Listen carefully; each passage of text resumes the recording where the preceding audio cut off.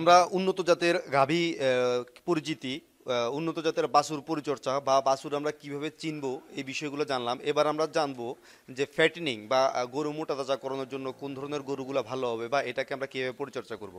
আলামিন ভাই, ডেয়ারির পাশাপাশি আপনার ফ্যাটেনিং এর জন্য যে গরুগুলো আছে সেগুলো আমরা দেখতে পাচ্ছি এখানে। তবে এখানে এই গরুগুলো দেখার আগে আমার মনে একটা প্রশ্ন সবার আগে যেটা উকি দিচ্ছে সেটা হচ্ছে, আমরা যে জিনিসটা জানি সবসময় সেটা হচ্ছে এড়ে বাছুর বা বকনা বাছুর কিংবা আমরা ষাঁড় বাছুর বা বকনা বাছুরকে কোন সময় একসাথে রাখতে হয় না, এটাই আমরা সবসময় জেনে আসছি। কিন্তু আপনার এখানে দেখলাম আমরা এই যে মাঝখানে দুই তিনটা গাভী আছে, ওই পাশে ষাঁড় আছে, আবার আবার এই পাশেও ষাঁড় আছে, যে এইটাকে আপনি কিভাবে মেনটেন করেন?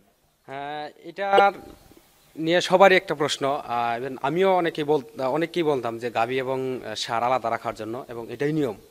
কিন্তু আমি কেন রাখছি সেটার বিষয়, সেটা হচ্ছে যে একটা খামার থেকে, বাচ্চা থেকে যদি একটা ষাঁড় বড় হয়, একটা গাভীকে সবসময় দেখা, তাহলে ওই ক্ষেত্রে আমার কাছে মনে হয় না কোনো সমস্যা হয়। ইভেন আমি যে পালি আমার কাছে কোনো সমস্যা হয় না। যার কারণে আমি এগুলোকে রাখি। যে দেখেন, গাভী এবং বকনা সব একত্রিত শুয়ে আছে এবং দুইটাই স্বাস্থ্য ভালো এবং কোনো উত্তেজিত নাই। কারণ হচ্ছে সে ছোট, এইখানে তার জন্ম, সে এখানে দুধ খাইছে, এখানে আস্তে আস্তে বড় হচ্ছে এবং সব সময় সে গাভীগুলারে দেখতেছে। যার কারণে তার কাছে যে সেক্সুয়াল যে প্রবলেমটা থাকে সেটা তার মানে হয় না। আর বাইরে থেকে যদি আপনি একটা সার ক্রয় করে আনেন মোটা তাজা করার জন্য, ওই ক্ষেত্রে আপনি গাভী এবং সার আলাদা রাখতে হবে। আচ্ছা এটা আচ্ছা, মানে ব্যাপারটা হচ্ছে অনেকটা এরকম যে সাইন্টিফিক একটা আইডিয়া থাকে যে যেই ছেলেগুলো ছোট থেকে শুধুমাত্র মেয়েদের সাথেই খেলাধুলা করে, মানে কোনো ছেলের সঙ্গ যদি না পায়, সব সময় মানে ঘুমায় মেয়ে, একটা মেয়ে বাচ্চার সাথে খেলাধুলা করে, মেয়ে বাচ্চার সাথে চলাফেরা করে, মেয়ে বাচ্চার সাথে পড়াশোনা, মেয়ে বাচ্চার সাথে সবসময় মেয়ে বাচ্চাদের সাথে থাকতে থাকতে একটা সময় কিন্তু তার জেন্ডার মানসিকভাবে চেঞ্জ হয়ে যায়। মানে একটা মেয়ের প্রতি একটা ছেলের যে একটা আকর্ষণ থাকে, সেই আকর্ষণটা ওই ছেলেটার ভিতরে কাজ করে না।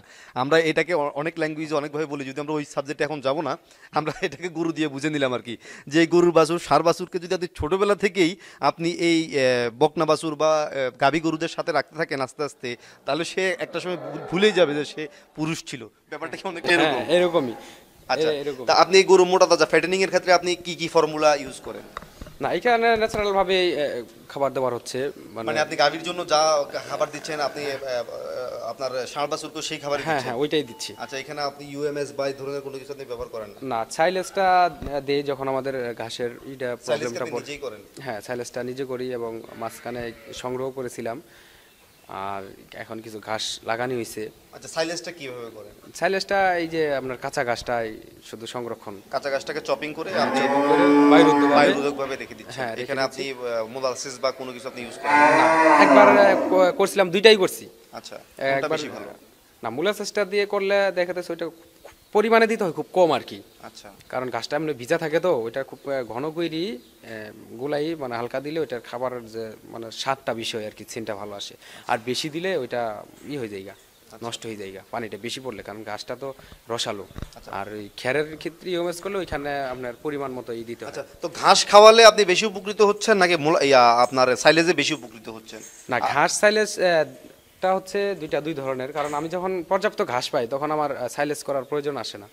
আর ঘাস তো ন্যাচারালভাবে নগদ তাজা ঘাসটা খাওয়ানোর উপকারটাই বেশি, কারণ ওইখানে আমার চপিং করতে হয় না, প্যাকিং করতে হয় না। হ্যাঁ, এটা যখন আমার অভাব আপনার পড়ে কষ্ট তখন, কম। হ্যাঁ, কষ্ট কম, সব মিলেই দেখেছি আমি কাঁচা ঘাসটা যখন থাকে পর্যাপ্ত, ওই সময় এই সাইলেজটা মূলত হচ্ছে এই যে শীতের সিজনে মতো ঘাসটা কম পাওয়া যায়, এই এই সময়টার জন্য, এই 2-3 মাসের জন্য আর কি উপযোগী হচ্ছে সাইলেজটা। এমনিতে আপনার এই ষাঁড় গরুগুলোর গ্রোথ প্রতিদিন কেমন হচ্ছে, বা এটার কি কোনো কোয়ান্টিটি হ্যাঁ আপনার হ্যাঁ কাছে আছে? হ্যাঁ, আমার এই এই যে সারটার বয়স হচ্ছে আপনার 24 মাস, আর এটা হচ্ছে 26 মাস। আচ্ছা হ্যাঁ, তা দেখাই বুঝতে পারছেন কতটুকু আসছে। এটা এখনো দাঁতে নাই, এটা দাঁত হওয়ায় ফাঁস হইছে।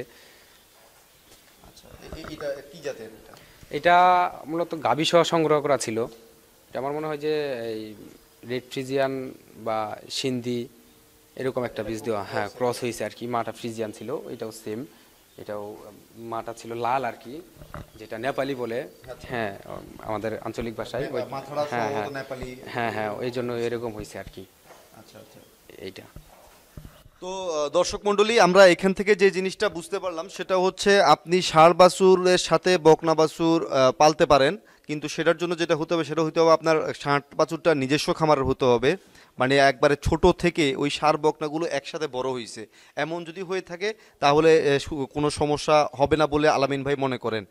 আমার কাছেও মনে হয় কোনো সমস্যা হবে না, তার কারণ আমি দেখতেছি আসলে এখানে কোনো প্রবলেম হচ্ছে না ওদের, ওরা এখানে সুন্দরভাবে আছে। তো যাই হোক, আমরা এই পর্বে শিখলাম যে কিভাবে আপনি ষাঁড় লালন পালন করতে পারেন, এবং এই খামারটার মধ্যে ডেইরিতে যেই খাবারগুলো খাদ্য ব্যবস্থাপনা করা হয় ডেইরি গাভীগুলোর জন্য, এখানে ষাঁড়ের জন্য সেই একই ব্যবস্থাপনায় এদেরকে খাওয়ানো হয়। এই ষাঁড়ের জন্য আলাদাভাবে বিকল্প কোনো ব্যবস্থা করা হয়নি, কিন্তু তাতেও আমার কাছে মনে হচ্ছে এখানে কোনো ক্ষতির সম্ভাবনা নাই। তার কারণ হচ্ছে আলামিন ভাইয়ের এখানে গরুগুলো যথেষ্ট পরিমাণ গ্রোথ আমরা দেখতে পাচ্ছি, যেটা আমাদের চোখের সামনে। তো ধন্যবাদ এই পর্বে, ধন্যবাদ। আচ্ছা, এই যে